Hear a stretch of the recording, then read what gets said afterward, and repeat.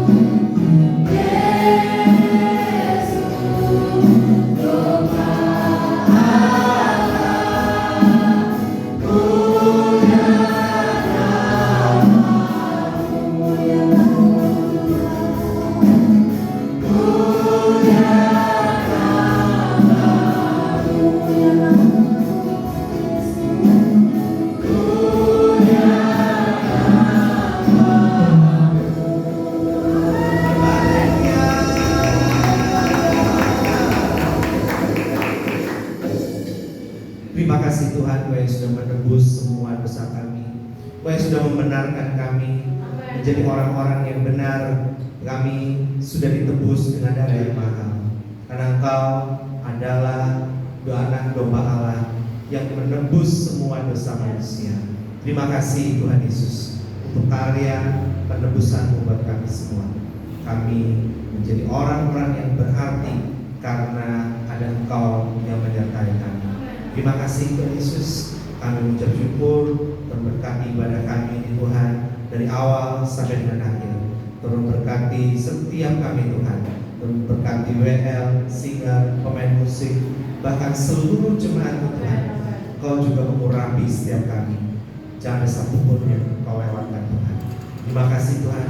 Semua peralatan yang kami gunakan juga semuanya boleh dipakai dengan baik, tidak ada yang rusak dan dipakai dengan awet.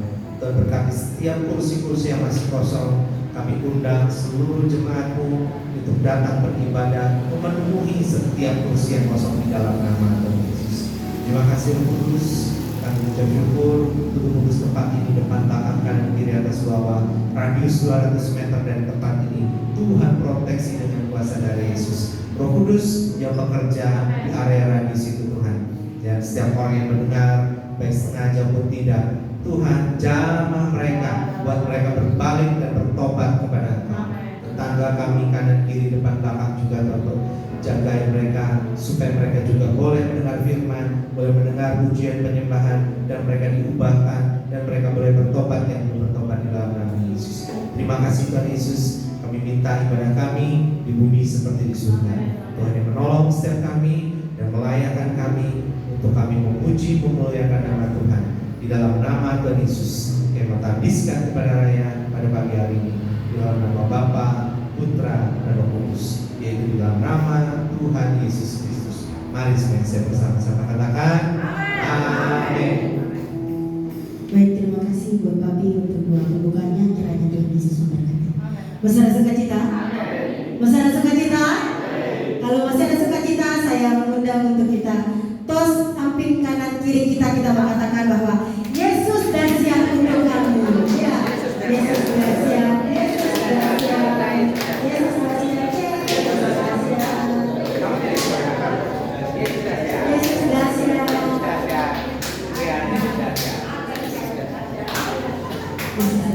Ya, Yesus dahsyat ya di dalam kehidupan kita masing-masing.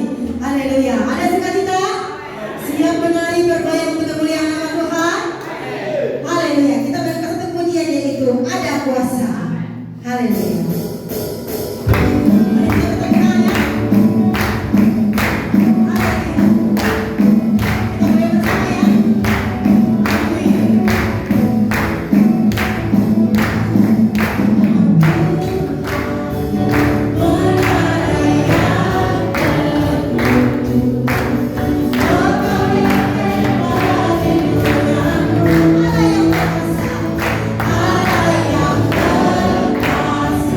Yeah.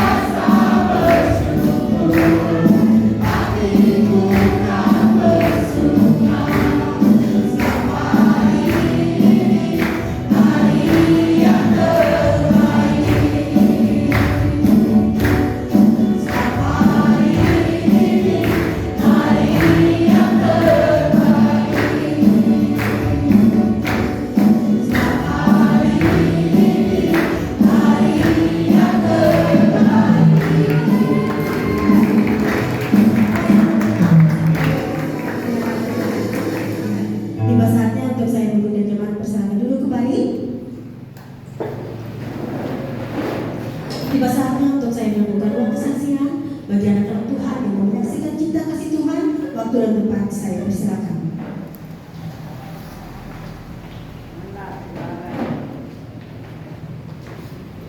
Ya, mantap, luar biasa.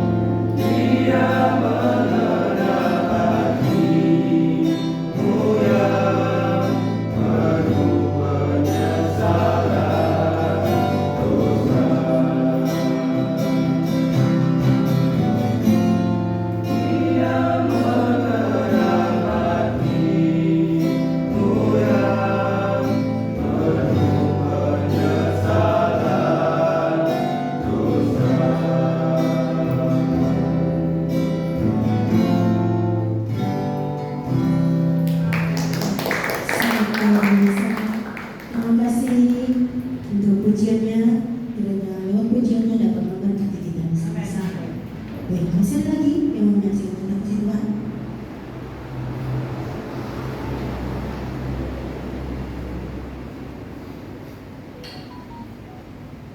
Baik, kalau belum ada, Tuhan tahu isi hati kita masing-masing. Tiba saatnya untuk kita mau menyenangkan hati kita, pikiran kita berfokus untuk mendengarkan firman Tuhan. Dan kita akan satu pujian, yaitu oleh kuasa darah. Kita berpuji bersama-sama dengan penuh dari semua kita. Terima kasih. Haleluya, Yesus.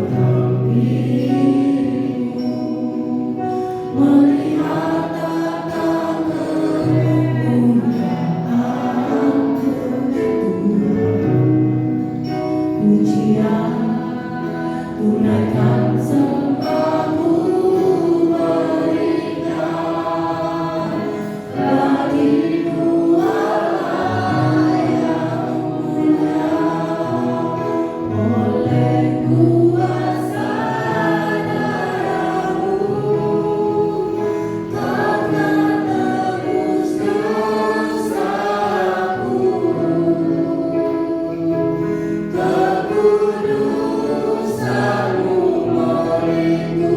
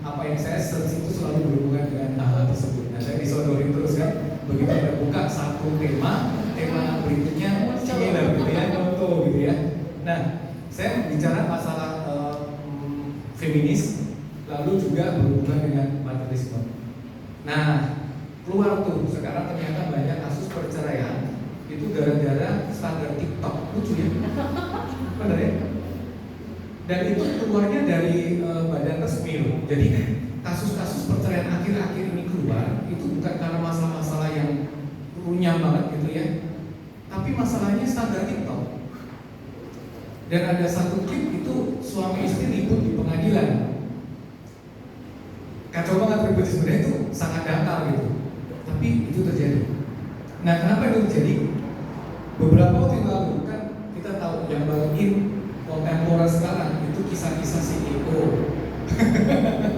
Dan yang lucu, kenapa pada tahu semua? Itu kan iklannya terus. Anda mau buka apa aja itu iklannya terus, betul? Anda mau buka apa aja itu iklan tuh masuk terus.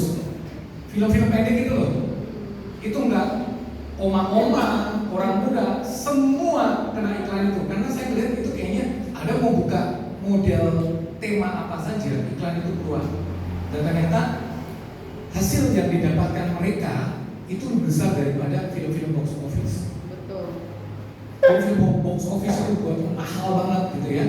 Dapat uangnya itu kalah sama film-film pendek tadi.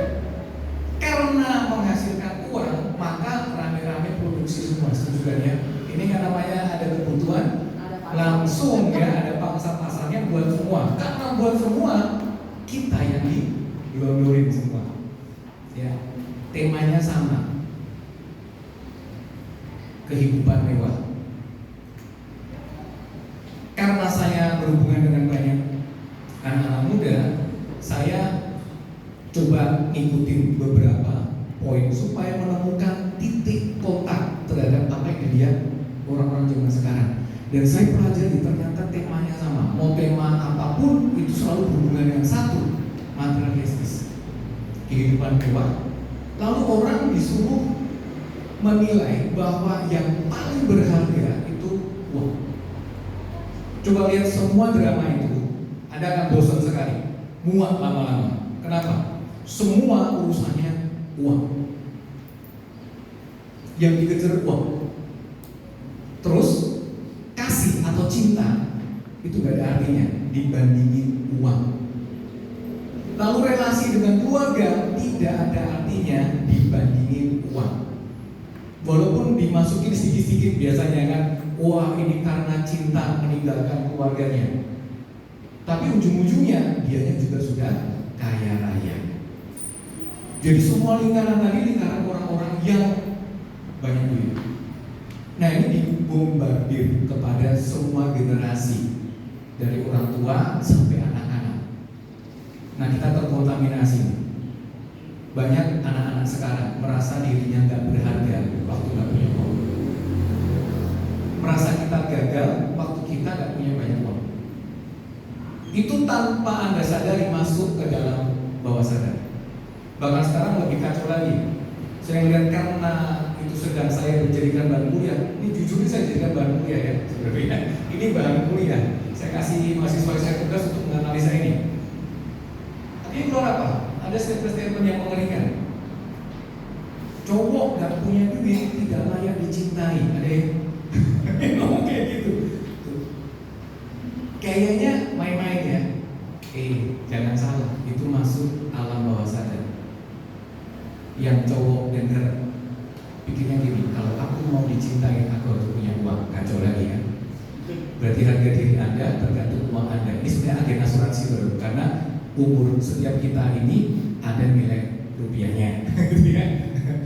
Terus yang cewek sama jadi materialistis, dia cuma mengejar yang punya uang.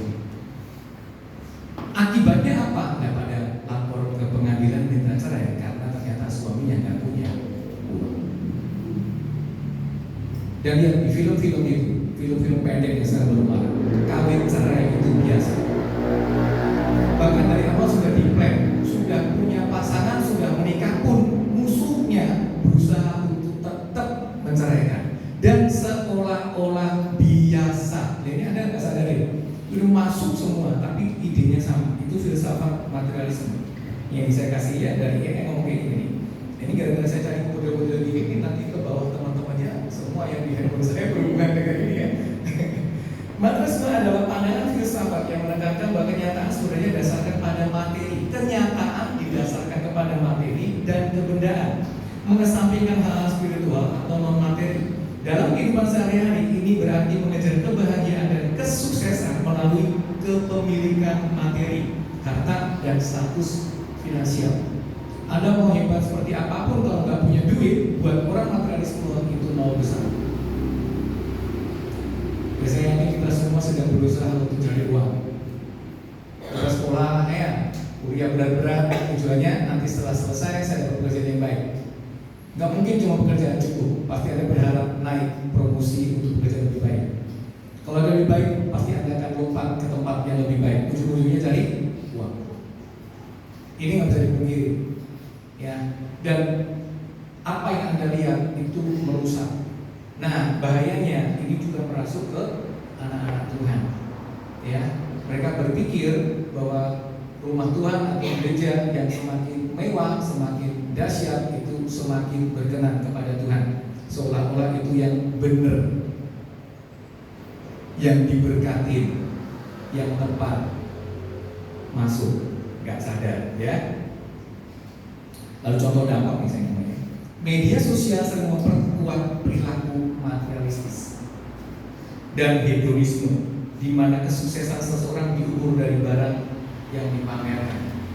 Semakin Anda bertemu dengan orang-orang yang sukses, semakin Anda merasa minder, merasa kok saya nggak ada artinya. Padahal Anda tetap berarti di hadapan Tuhan. Itu nggak mempengaruhi nilai Anda. Tetapi apa yang Anda dengar, Anda lihat, Anda jadi berpikir bahwa nilai saya tergantung dari apa yang saya miliki. Lebih lucu lagi, sekarang iklannya bukan cuma iklan film-film pendek yang membuat otak kita rusak. Satu lagi iklan yang mengerikan adalah hutang cepat. Setuju? Berapakah umur simpan Anda? Kalau umurnya sekian dapat hutang sekian, umurnya sekian dapat hutang sekian, akhirnya orang-orang sudah sering terjebak untuk mencari uang cepat. Setelah terjerat, runyamlah semuanya. Gaya hidup merusak. Nah, apa kata firman Tuhan ya? Kita sekarang masuk ke firman Tuhan mengenai hal tersebut, ya. Mengenai uang tersebut. Apakah orang Kristen anti dengan uang atau berkat? Saya pikir semua sepakat tidak. Tapi bagaimana kita menyikapinya? Ya. Nah, ini ada satu perumpamaan dari Lukas 16. Ini sebuah perumpamaan yang cukup jarang dikhotbahkan karena saya yakin banyak yang bingung mau jelasin kemana mengenai perumpamaan tentang bendahara yang tidak jujur, ya. Nah, ini sebenarnya membuat kebingungan itu karena Alkitab saudara dan saya ini sama kayaknya ya, di LAI itu memberikan perikop 16 ayat yang pertama sampai ke 9 itu dikasih judul perumpamaan tentang bendahara yang tidak jujur. Lalu itu putus, baru masuk ayat yang 10 dikasih judul yang lain. Judulnya setia dalam perkara kecil, setia dalam perkara kecil sebagai sebuah nasihat dan nasihat-nasihat. Jadi dipotong. Padahal kalau Anda melihat aslinya itu kalau kita malah buka di handphone itu gak ada judulnya. Dia jalan. Sebenarnya cocoknya Anda baca perumpamaan ini itu ayat pertama sampai kepada ayat yang ke-14. Nanti baru ketahuan. Nah, kita belajarin ya. Oke, kita baca firman Tuhan. Yuk buka Lukas 16 ayat yang pertama. Perumpamaan tentang bendahara yang tidak jujur. Dan Yesus berkata kepada murid-muridnya. Jadi pengajaran Tuhan Yesus kepada murid-muridnya. Ada seorang kaya yang mempunyai seorang bendahara. Kepada yang disampaikan tuduhan bahwa bendahara itu menghamburkan miliknya. Lalu yang memanggil bendahara itu dan berkata kepadanya, apakah yang kudengar tentang engkau? Berilah pertanggungan jawab atas urusanmu, sebab engkau tidak boleh lagi bekerja sebagai bendahara. Rumah pertama, jadi ada bendahara. Bendahara ini ternyata suka menghamburkan uang tuanya. Jadi dihambur-hamburkan. Bendahara yang boros. Ya. Jadi bukan dikatakan bendahara ini ngambil uang tuanya ya. Ini kayaknya bukan korupsi. Tapi menghamburkan, boros. Dia beli barang-barang yang nggak kepake. Tapi sebenarnya tidak ditulis buat dia. Ini mungkin bisa diteliti dulu ya. Lalu berikutnya, lalu dia memanggil bendahara itu dan berkata, apakah yang kudengar tentang engkau bila pertanggungjawaban atas urusanmu, sebab engkau tidak boleh lagi bekerja sebagai bendahara. Jadi dia tidak bekerja sebagai bendahara yang mengelola dengan baik harta dari tuanya. Lalu mau dipanggil, kita pertanggungjawaban karena mau dipecat. Ilustrasinya bendahara ini nggak benar, mau dipecat. Nah, lalu yang ketiga, kata bendahara itu di dalam hatinya, dia mikir, apakah yang harus aku perbuat? Tuanku memecat aku dari jabatan sebagai bendahara. Bendahara berarti kan posisinya bagus ya. Kalau kita melihat di struktur organisasi, bendahara pasti di atas. Urusan begitu di atas ya. Itu orang-orang yang terpercaya. Nah, mencangkul aku tidak dapat. Kalau udah biasa pegang barang-barang yang ringan-ringan, itu pegang cangkul langsung lecet semua tuh tangannya, gitu ya. Dia nggak kebayang saya mau kerja apa setelah jadi bendahara. Ya. Mengemis aku malu, berarti dia masih punya malu, harga diri. Dia nggak mau cari uang dengan cara seperti itu. Berarti sebenarnya bendahara ini bukan dalam kategori penjahat. Waktu dia mau dipecat, dia memikirkan cara kalau aku dipecat aku harus bagaimana. Tidak ada satu pemikiran untuk melakukan sesuatu yang dalam tanda kutip pidana. Dia cuma aku nggak bisa, ini nggak bisa. Siapa yang mau menolong ya? Nah, lalu yang berikutnya katakan, aku tahu apa yang akan aku perbuat supaya apabila aku dipecat dari jabatanku sebagai bendahara, ada orang yang akan menampung aku di rumah mereka. Nah, dia cari pintu keluar atau orang yang bisa nampung dia, gitu ya. Lalu ia memanggil seorang demi seorang yang berhutang kepada tuannya. Katanya kepada yang pertama, berapakah hutangmu kepada tuanku? Jawab orang itu, 100 tempayan minyak. Lalu katanya kepada orang itu, inilah surat hutangmu, duduklah dan buat surat hutang lain sekarang juga 50 tempayan. Orang punya hutang 100, suruh buat hutang lagi 50. Hutangnya tambah banyak. Pertama kalau kita lihat, coba diperhatikan baik-baik. Pertama kan kita mikirnya orang yang 100 dijadiin 50. Tapi ini katanya dikasih hutang lagi. Kalau orang berhutang biasanya kan kalau punya nota lama dibayar dulu, baru dikasih nota baru. Ini nota lamanya gak dibayar, belum. Langsung dikasih nota baru. Artinya apa? Limitnya ditambah. Limit hutangnya ditambah. Betul nggak? Coba sepakat nggak sama saya? Kadang-kadang pemikiran kita pertama kan 100 dipotong di bendahara tidak jujur, langsung kita masuk presupposisi kita dengan jujur berarti nakal nih. Hutangnya 100 diganti 50 biar happy kan gitu. Ternyata enggak loh. Coba diperhatikan dulu ya. Lo katanya pada orang inilah surat hutangmu, duduklah dan buat surat hutang lain sekarang juga 50 tempayan. Kemudian dia berkata kepada yang kedua, dan berapa hutangmu? Jawab orang itu 100 pikul gandum katanya. Inilah surat hutangmu, buatlah surat hutang 80 pikul. Dan Tuhan itu memuji bendahara tidak jujur itu karena ia telah bertindak dengan cerdik. Sebab anak-anak dunia ini lebih cerdik terhadap sesamanya daripada anak-anak terang. Dan aku berkata kepadamu, dia ikatlah persahabatan dengan mempergunakan mamon yang tidak jujur, supaya jika mamon itu tidak dapat menolong lagi, kamu diterima di dalam kemah abadi. Nah, langsung ganti judul, sehingga ini pasti sulit untuk dipahami. Tuh, apakah Tuhan menyetujui bendahara yang tidak jujur tadi? Enggak. Judulnya aja bendahara yang tidak jujur. Tidak mungkin Allah kita sepakat dengan ketidakjujuran. Amin. Ya, jadi ini bukan sebuah solusi buat kita kalau jadi bendahara model kayak gini, tidak. Tapi apa maksudnya Tuhan? Ya. Garis bawahnya ketidakjujuran bendahara tadi berarti benar, dia nggak jujur. Dia cari orang-orang yang bisa dia tolong supaya waktu nanti dia dikeluarkan ada orang-orang yang akan menolong dia. Kalau orang sini ngomongnya jangan berhenti untuk menabur kebaikan, ya di truk tuh kan ya ada ditulis gitu ya. Karena memang kalau kita memberi saudara yang baik, kita akan menanam apa yang baik. Dan saudara tidak akan pernah berhutang. Orang baik akan ketemu dengan orang-orang baik berikutnya. Ini hukum alam, ya. Tapi kalau kita kumpul sama orang-orang jahat dan kita apa yang jahat, kita kan terus juga di dalam siklus itu. Nah, ini melakukan apa yang baik.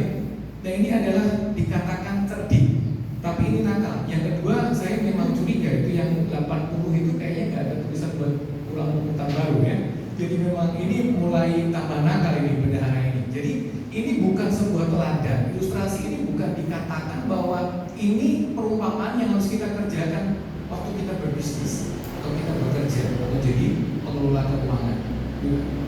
Tapi garis bawahnya, orang dunia, ya, orang mereka yang tidak di dalam kebenaran itu lebih cerdik dibanding dengan orang-orang anak-anak yang percaya atau orang yang di dalam kebenaran. Lalu, ya ini harusnya nggak putus tuh. Ayat 10 harusnya nyambung, ya. Barang siapa setia dalam perkara kecil, ia setia juga dalam perkara-perkara besar. Dan barang siapa tidak benar dalam perkara-perkara kecil, ia tidak benar juga dalam perkara-perkara besar. Jadi jika kamu tidak setia dalam hal mamon yang tidak jujur, siapakah yang akan mempercayakan kepadamu harta yang sesungguhnya? Dan jika kamu tidak setia dalam harta orang lain, siapakah yang akan menyerahkan hartamu sendiri kepadamu? Seorang hamba tidak dapat mengabdi kepada dua tuan, karena jika demikian ia akan membenci yang seorang dan mengasihi yang lain, dan ia akan setia kepada seorang dan tidak mengindahkan yang lain. Kamu tidak dapat mengabdi kepada Allah dan kepada Mammon. Semuanya itu didengar oleh orang Farisi, hamba-hamba uang itu, dan mereka mencemooh dia. Jadi perumpamaan mengenai benar tidak jujur itu ditujukan kepada orang-orang Farisi yang adalah hamba uang.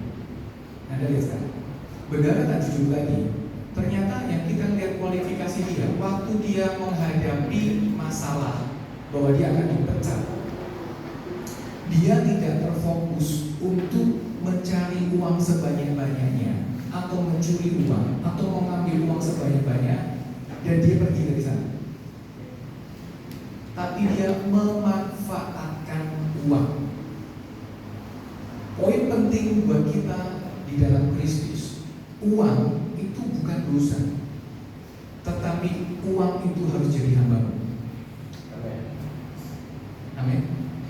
Jadi bukan gak jujur tadi, waktu dia mau dipecat, dia berpikir bagaimana saya mengelola uang supaya saya selamat.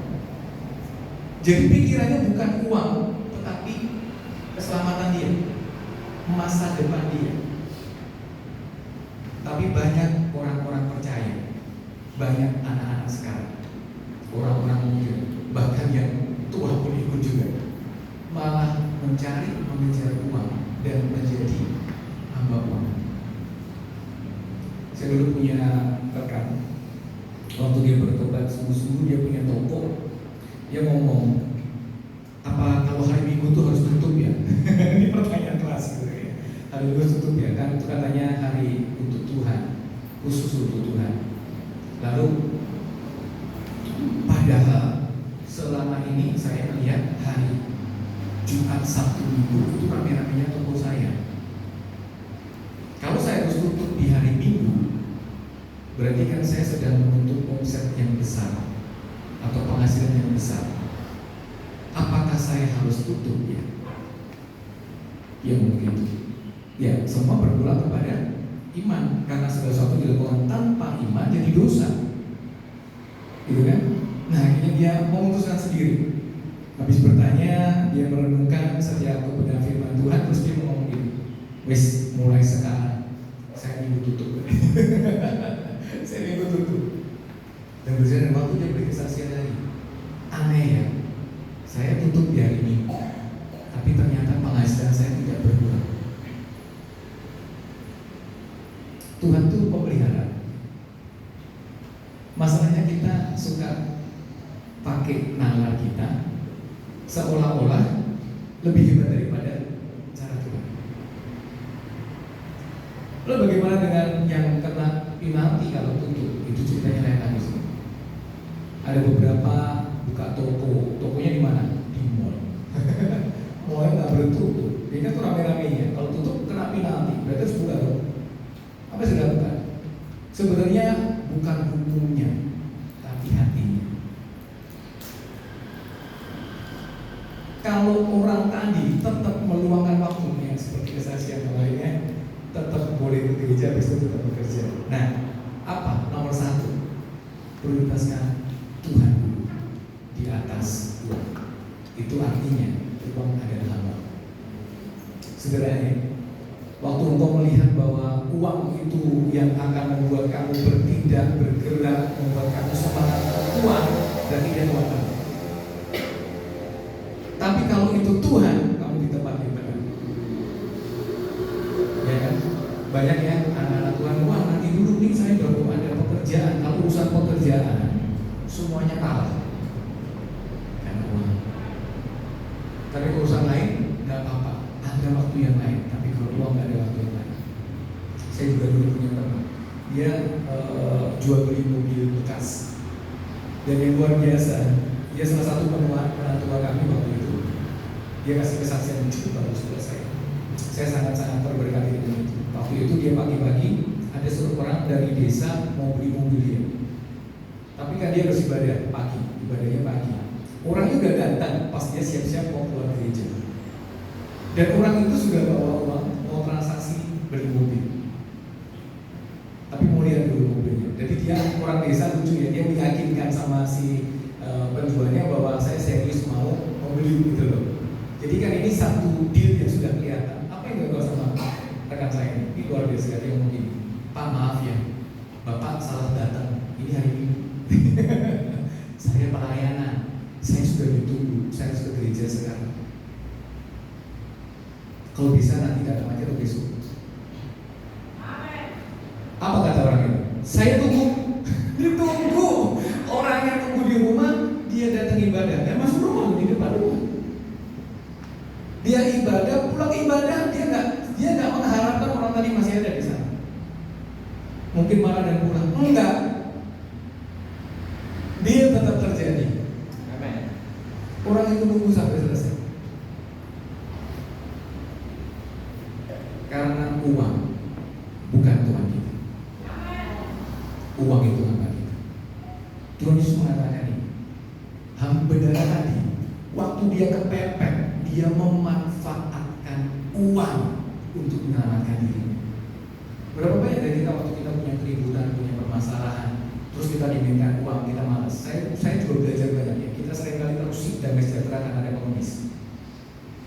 Pengemis itu nggak apa-apa, tapi kalau di tempat makan itu malah jengkelin sekali. Tangan kita kotor. Makanya pakai tangan. Biasa kan di pinggir jalan. Terus datang tukang minta uang gitu.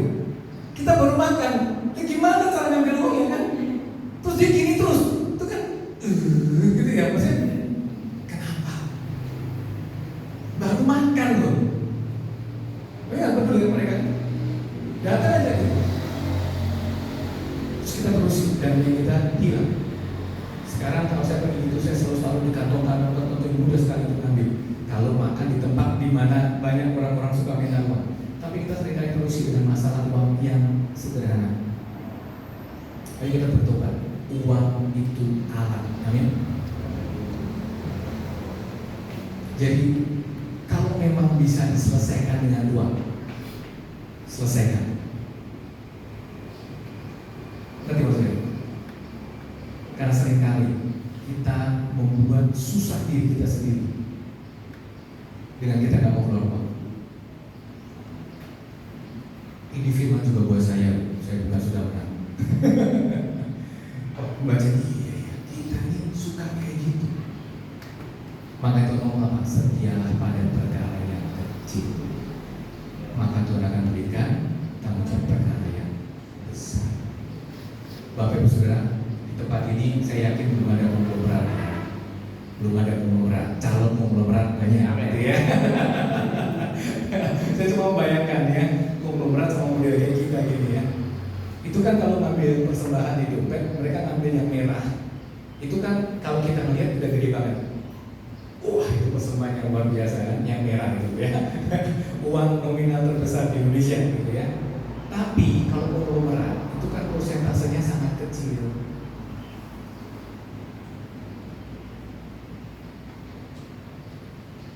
Artinya apa? Anda bersyukur waktu Anda bisa memberikan dengan penuh sukacita. Anda di tempat yang benar karena uang itu hamba kita. Amin.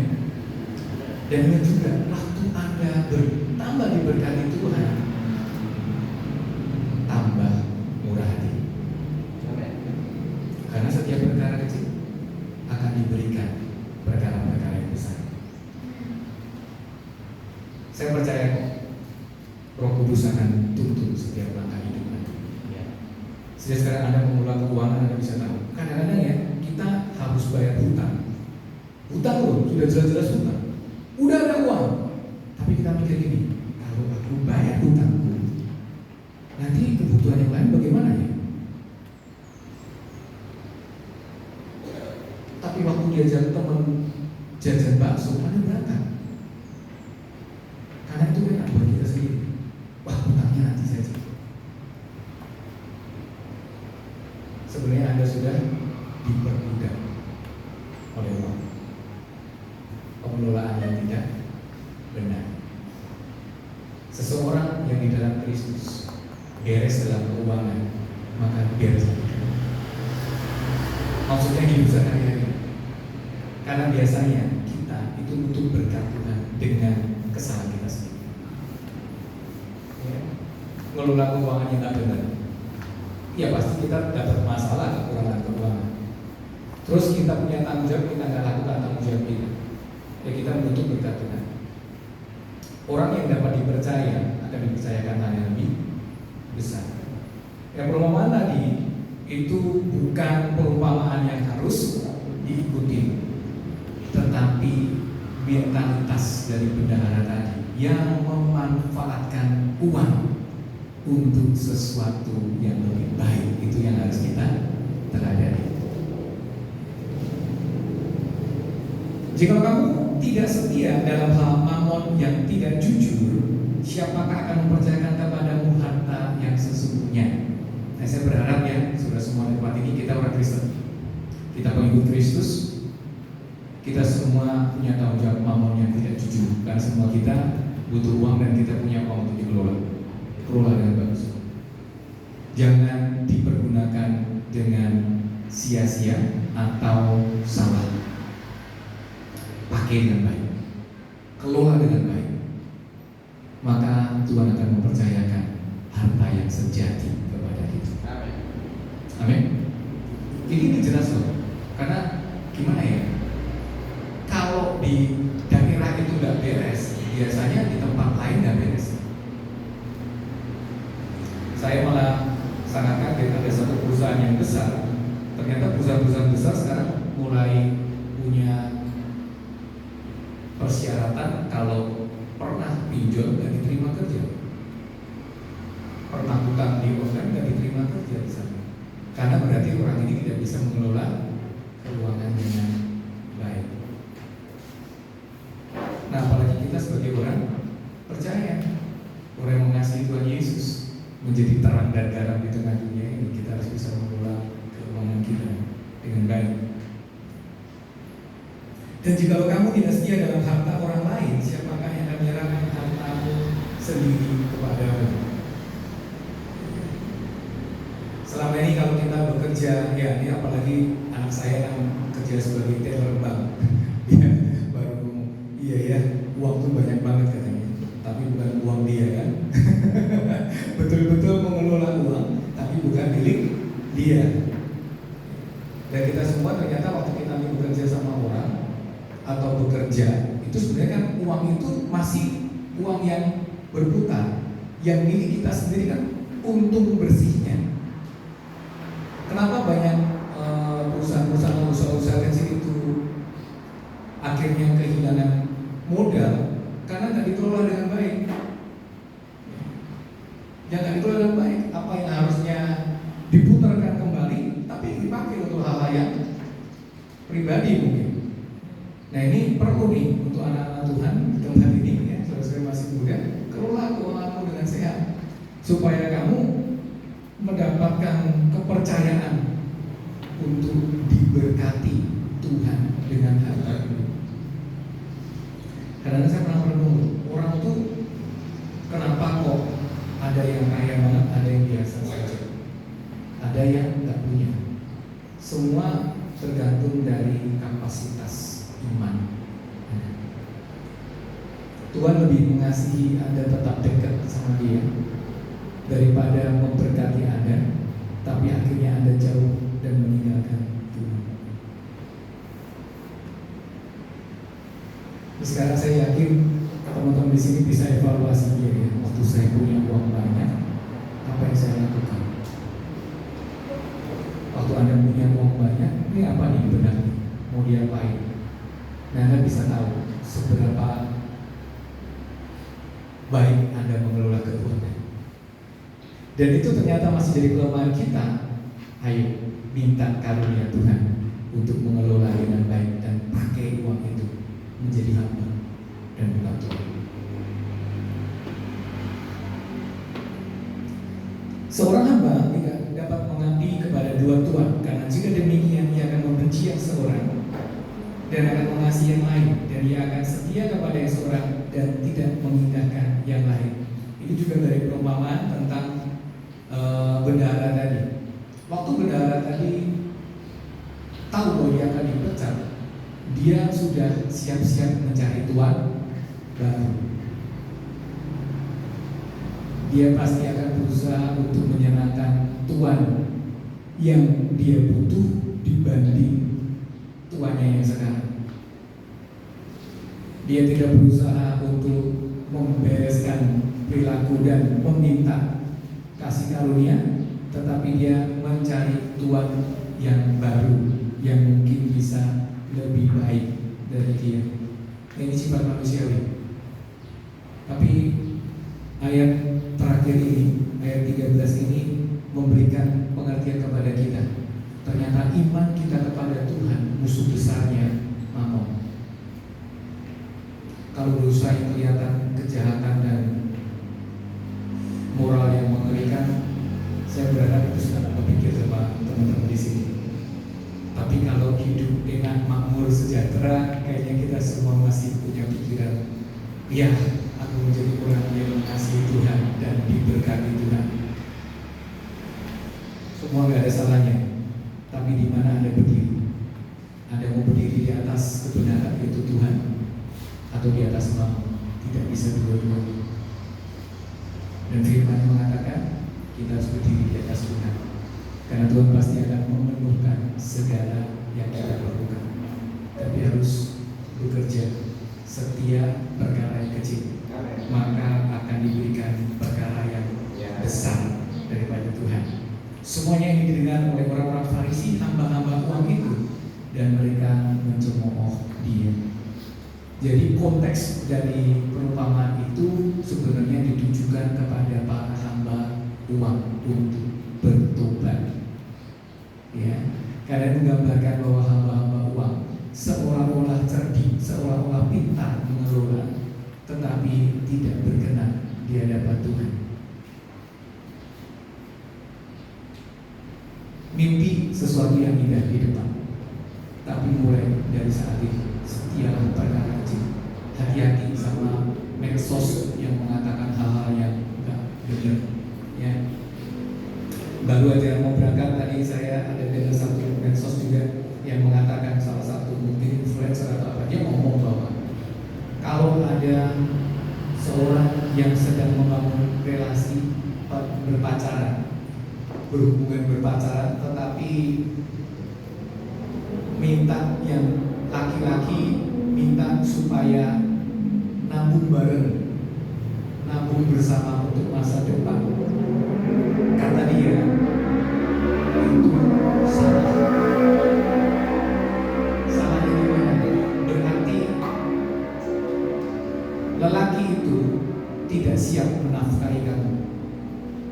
Katanya seperti itu. Wah, sepertinya masuk ya, masuk banget gitu ya. Tapi idenya sama-sama yang pertama kita bahas tadi. Anda para laki-laki hanya dilihat kalau Anda punya duit. Kalau Anda nggak punya duit, ya Anda akan menafkahi. Padahal itu yang saya lakukan dengan istri saya. Saya dulu juga gabung waktu belum menikah. Kami sudah bersama-sama. Kamu punya berapa, saya punya berapa. Setidaknya kita tahu masa depan kita seperti apa. Dan ternyata enggak, tuh kami baik-baik saja dalam Tuhan. Jadi jangan percaya dengan media sosial yang kadang-kadang justru kayaknya memberi semangat kepada para pria untuk iya saya bisa menafkahi. Anda kalau gitu cuma trading. Para pria seperti juga akan melihat bahwa pasangannya itu cuma mendapatkan daripada dan respect itu juga nggak ada. Yang indah adalah bersama-sama di dalam Tuhan. Amin. Jadi harga diri Anda, identitas kita bukan dari yang kita miliki, tapi karena Anda telah ditebus oleh darah yang sangat mahal, darahnya Tuhan kita Yesus Kristus. Kita menjadi berharga, kita mulia, kita indah. Anda kumpul sama siapa saja, berteman dengan siapa saja, jangan malu. Jangan Anda merasa bahwa kalau saya nggak punya, saya nggak pantas berkumpul dengan mereka. Ketahui satu hal, waktu Anda di dalam Yesus Kristus, Anda memiliki segala sesuatu, bahkan sampai kepada kekekalan. Orang kaya banyak bisa diraih, tapi orang yang murni, yang suci, yang berkenan di hadapan Tuhan sangat berharga. Amin. Nah, itulah kita. Berkat Tuhan pasti akan Tuhan berikan buat saudara saya. Pasti, karena Allah kita adalah pemekasih dan Dia akan memelihara kita. Tapi jangan biarkan Anda terjebak untuk hanya mencari berkat, tetapi terus tetap tinggal di dalam Yesus Kristus Tuhan kita. Penutup, yang punya hutang bayar ya. Yang punya hutang bayar. Kenapa? Anda sedang butuh berkat kalau Anda nggak mau bayar hutang. Saya ngomong apa ya? Terus ada teman baik Anda, orang Kristen. Kalau Anda orang percaya, Anda dihutangi. Terus orangnya nggak mau bayar, kan Anda jadi nggak enak gitu ya. Aduh, mau lagi hutang, nggak enak lah lagi hutang sesama anak-anak Tuhan, gitu kan? Nah, waktu Anda nggak mau lagi hutang, kalau Anda mengutangi, firman Tuhan mengatakan apa? Berikan, relakan. Ini dua firman yang berbeda loh. Nah, tapi gawatnya gitu ya.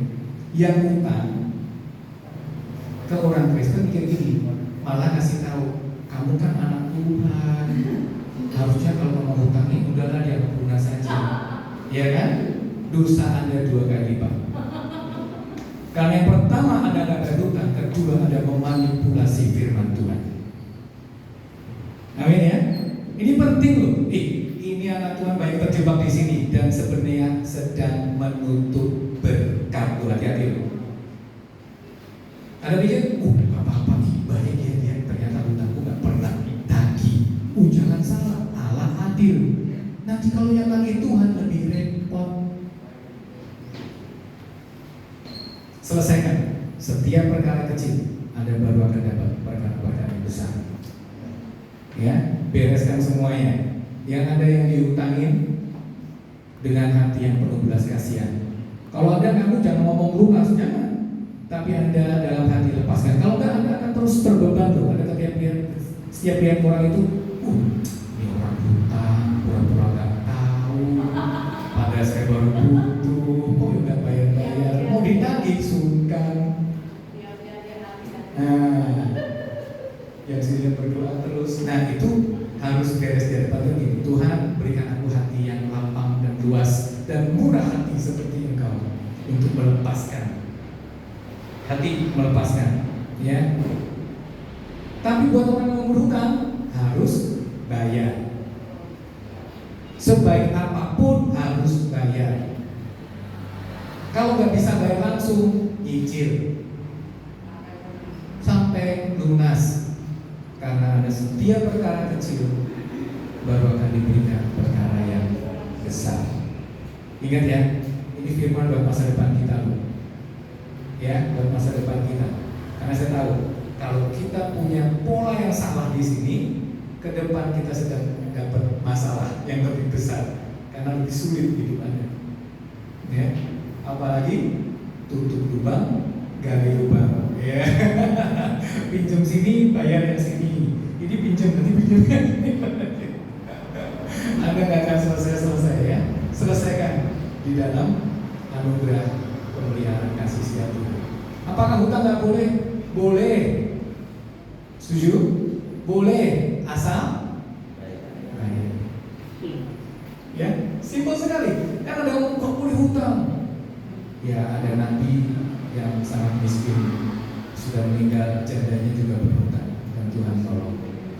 Tapi hutang bukan buat beli handphone, saudara ya. Hutang itu untuk sesuatu yang benar-benar mendesak. Mari kita bereskan, jangan terjebak dengan prinsip dunia yang sedang kacau ini, materialistis, hedonisme, macam-macam semua ya. Feminis yang keterlaluan. Ini feminis juga baru kacau ya saudara ya.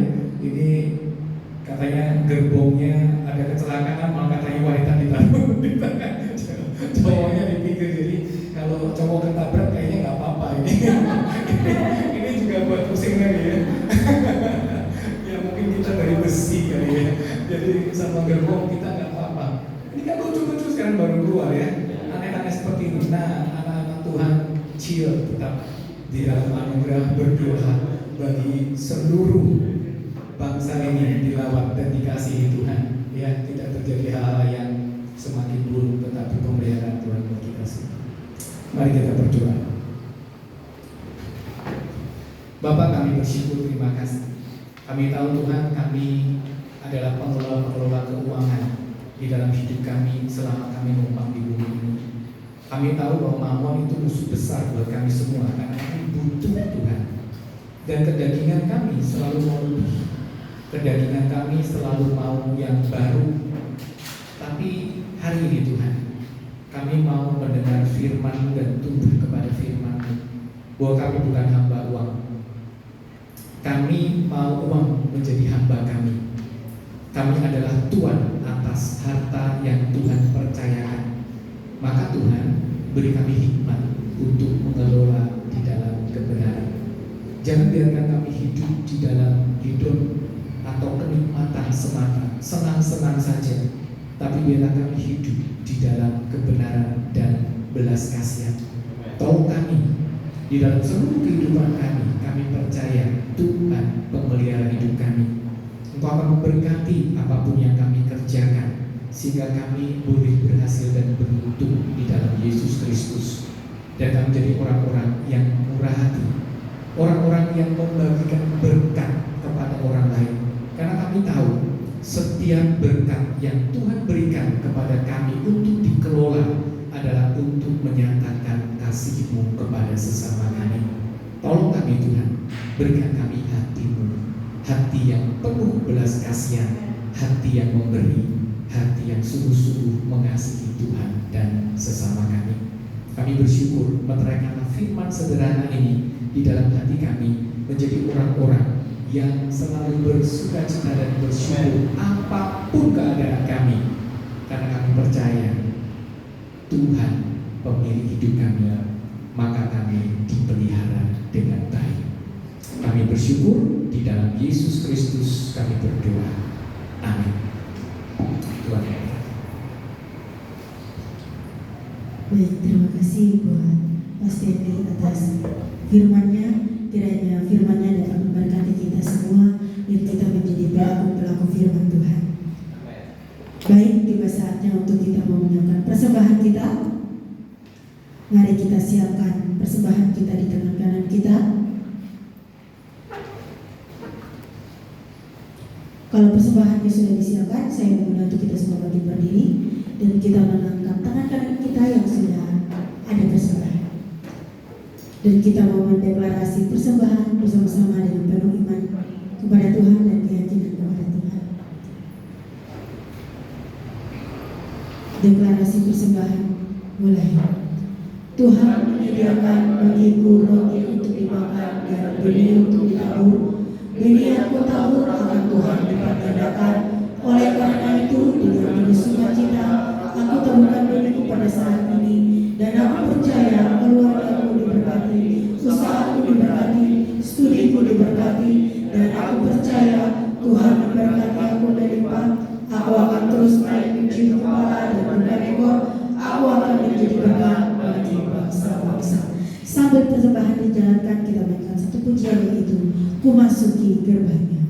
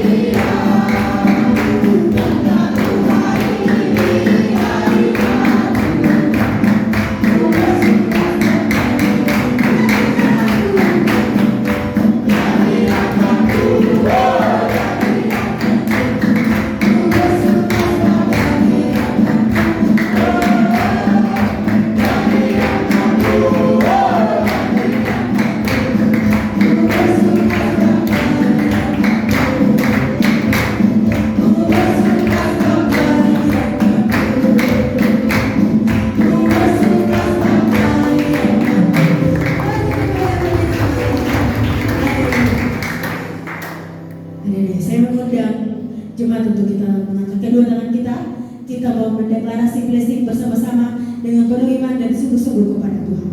Deklarasi blessing mulai. Dengan kuasa kebangkitan Kristus, aku dan seluruh rumahku telah dibebaskan dari perbudakan roh perzinahan, percabulan dan perceraian. Amin. Dengan kuasa kebangkitan Kristus, aku dan seluruh rumahku telah dibebaskan dari perbudakan roh kemabukan dan pesta pora. Amin. Dengan kuasa kebangkitan Kristus, aku dan seluruh rumahku telah dibebaskan dari kutuk-kutuk nenek moyang, ikatan okkultisme dan setan-setan, serta adat istiadat yang tidak sesuai dengan firman Tuhan. Amin. Dengan kuasa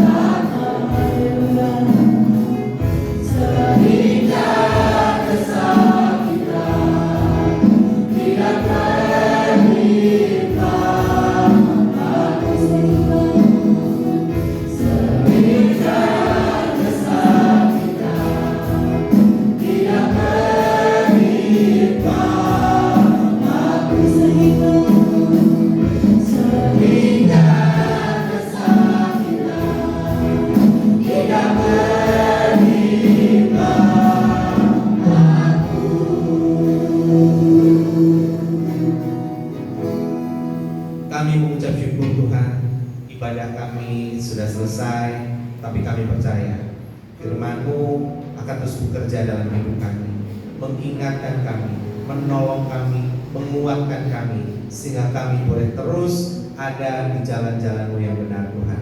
Roh Kudus, mampukan kami untuk menjadi pelaku-pelaku firman, supaya kami boleh menjadi contoh, menjadi teladan, dan kami boleh menjadi berkat sampai kepada bangsa-bangsa. Terima kasih Tuhan Yesus, kami ucap syukur, kami juga sudah memberikan persembahan untuk berkati persembahan kami.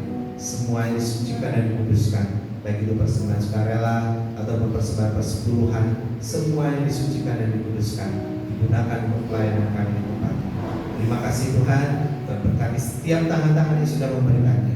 Tuhan akan gantikan 30 kali, 60 kali, bahkan sampai 100 kali lipat, sampai lumbung-lumbung bukan melimpah. Untuk tangan-tangan yang belum bisa memberikannya, Tuhan menolong sepanjang satu minggu ini dari apa yang mereka kerjakan. Mereka diberikan mereka roti untuk mereka bisa makan dan benih supaya mereka bisa tabur minggu ke depan. Terima kasih Tuhan Yesus, terima kasih. Kami ucap syukur sepanjang satu minggu ke depan Tuhan memberkati semua yang akan kami kerjakan.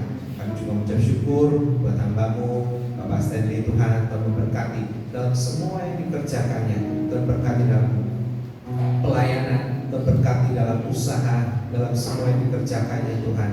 Tuhan berkati keluarga dengan berlimpah-limpah dengan sukacita dan damai sejahtera Tuhan. Tuhan berkati istri, anak-anaknya Tuhan. Semua yang Tuhan berkati dengan kebaikan dan kemurahan Tuhan sepanjang hidupnya keluarga pastor Tuhan. Terima kasih Tuhan Yesus, kami ucap syukur bahkan buat setiap kami Tuhan.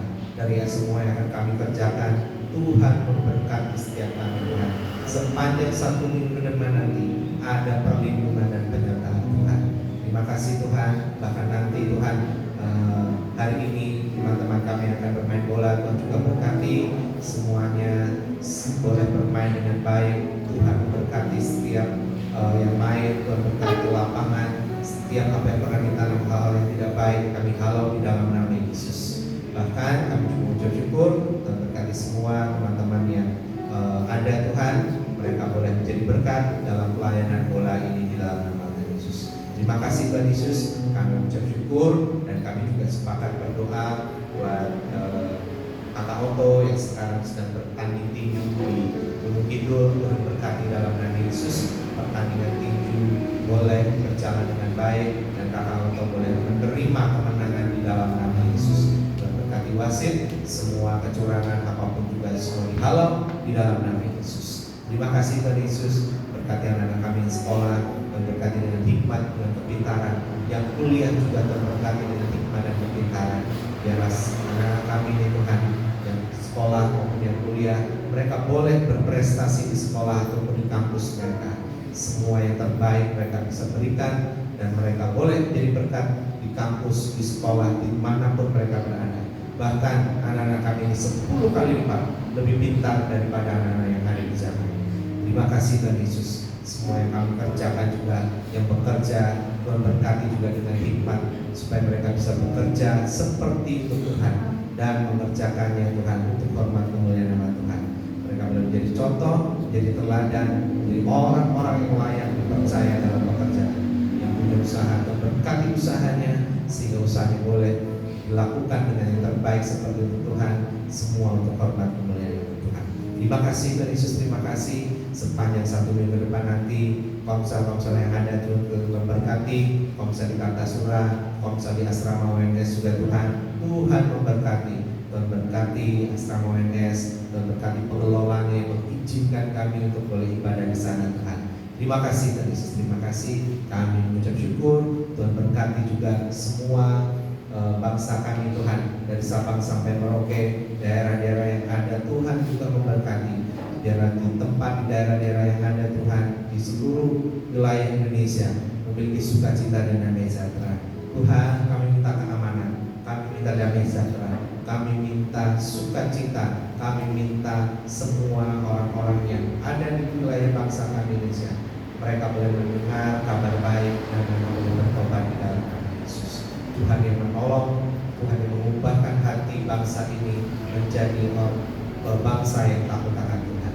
Terima kasih Tuhan, mulai dari pemimpin kami, Pak Presiden Prabowo bersama dengan Pak Gibran, Tuhan jamah mereka juga supaya setiap keputusan mereka ambil adalah untuk kepentingan orang banyak, bukan kepentingan diri sendiri ataupun golongan. Terima kasih Tuhan.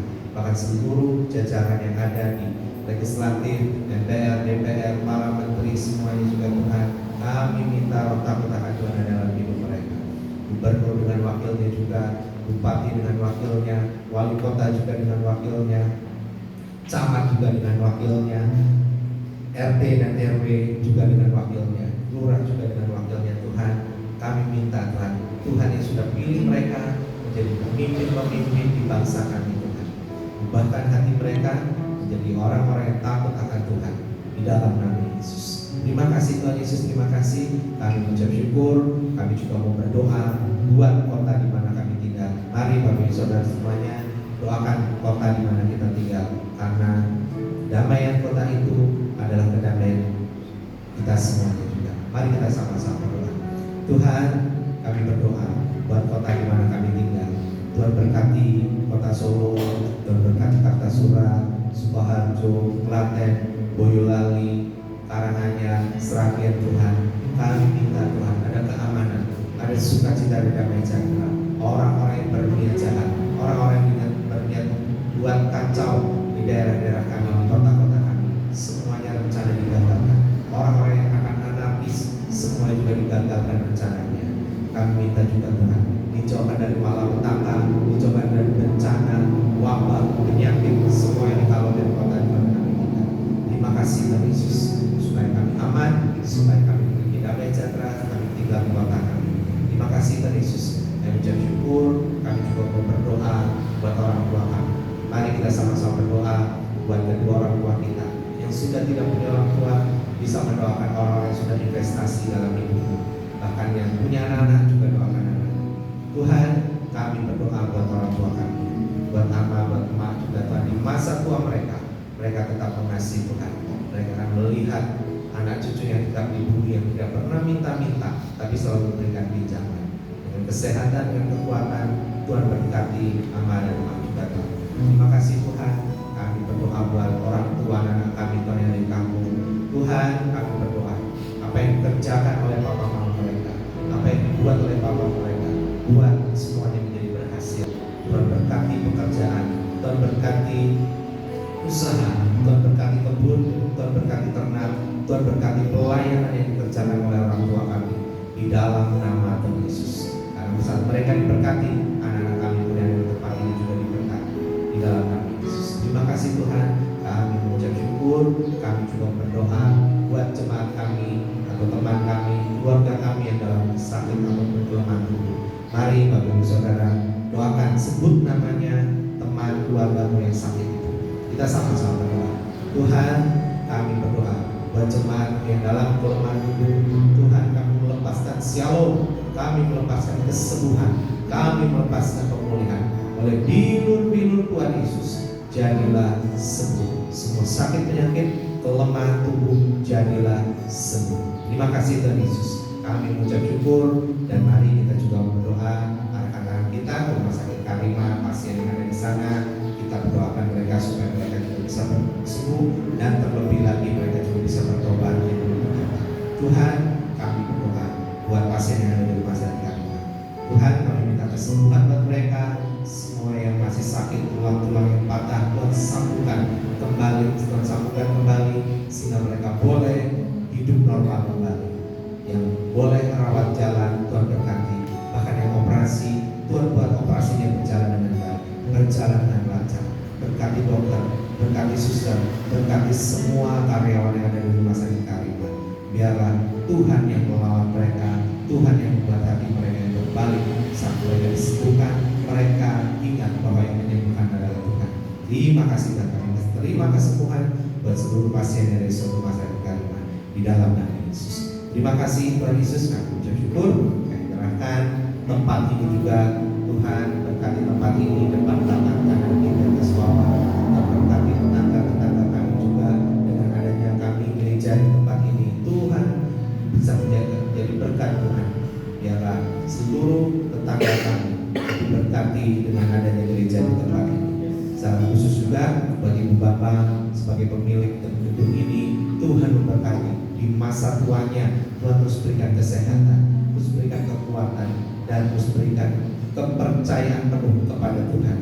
Tuhan berkati anak-anaknya, Tuhan berkati menantunya, Tuhan berkati cucu-cucunya juga di dalam nama Yesus. Dan terlebih lagi Tuhan, kami terus minta tempat buat kami sendiri juga. Tuhan, kami minta tempat kami untuk kami boleh melayani Engkau, tempat kami sendiri Tuhan. Dan kalau memang ini tempatnya juga Tuhan, Tuhan akan bukakan jalan selebar-lebarnya di dalam nama Tuhan Yesus. Kami terima tempat kami sendiri. Terima kasih Tuhan Yesus, kami ucap syukur, kami serahkan semua ke dalam tangan Tuhan. Semua yang kami kerjakan, semua yang kami lakukan boleh menjadi berkat sampai kepada bangsa-bangsa. Terima kasih Tuhan Yesus, kami mengucap syukur, berkati makan minum kami, sucikan dan kuduskan semuanya. Saat kami makan, saat kami minum, semuanya menyehatkan tubuh badan kami. Terima kasih Tuhan Yesus. Bahkan dalam perjalanan rumah kami, Tuhan menyertai kami. Mobil, motor yang kami gunakan, bahkan kendaraan umum, semuanya Tuhan berkati. Dijauhkan dari malapetaka, bencana, kecelakaan, bahkan maut, semuanya dihalau dari hidupnya kami dalam perjalanan kami. Terima kasih Tuhan Yesus, terima kasih. Kami mengucap syukur dan sebelum pulang kami menerima berkat Tuhan. Mari bagi saudara, angkat tangan tanganmu dan terimalah berkat Tuhan. Kiranya damai sejahtera, kasih setia, kebaikan, kemurahan, perlindungan, penyertaan, bahkan pengenalan Tuhan yang benar selalu ada dalam hidupmu. Amin. Mulai dari sekarang sampai Tuhan datang. Bahkan kami diberkati di rumah kami, Amin. diberkati kos-kosan kami, Amin. diberkati asrama kami, Amin. diberkati keluarga kami, Amin. diberkati usaha yang kami Amin. kerjakan, diberkati sekolah kami, Amin. diberkati pekerjaan kami, Amin. diberkati kuliah kami, Amin. diberkati semua yang akan dijumpai kami kerjakan. Semuanya akan menjadi berhasil. Bahkan perjalanan-perjalananmu akan terus beruntung, akan terus naik dari kepala dan bukan ekor, Amin. dan menjadi berkat sampai kepada Amin. bangsa-bangsa. Berkat Abraham, berkat Ishak, berkat Israel akan dicurahkan penuh melimpah dalam kehidupan. Mulai dari sekarang sampai Tuhan datang.